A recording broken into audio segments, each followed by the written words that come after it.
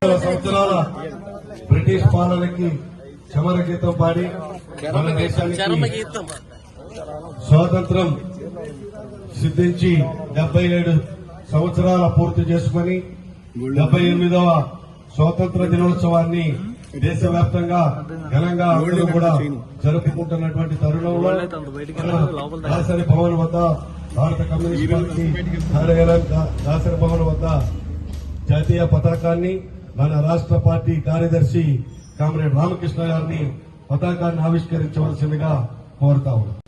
बोलो स्वतंत्र भारत की जय, बोलो स्वतंत्र भारत की जय, बोलो स्वतंत्र भारत की जय।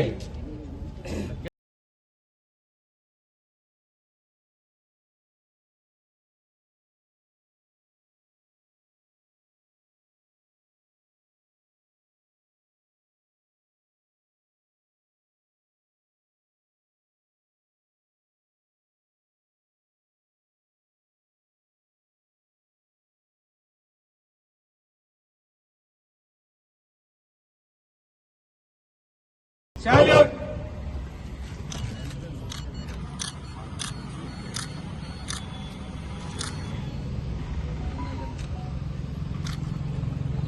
जनगण मन अधिनायक जय हे भारत भाग्य विधाता पंजाब सिंधु गुजरात मराठा द्राविड उत्कल बंगा विंध्य हिमाचल यमुना गंगा उच्चल जलधि तरंगा तव शुभ नामे जागे तव शुभ आशीष मागे गाहे तव जय गाथा जनगण मंगलदायक जय हे भारत भाग्य विधाता जय हे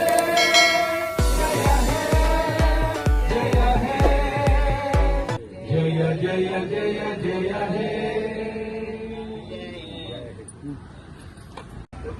ఇవాళ దేశవ్యాప్తంగా 78వ స్వాతంత్ర దినోత్సవాన్ని ఘనంగా జరుపుకుంటా ఉన్నాం.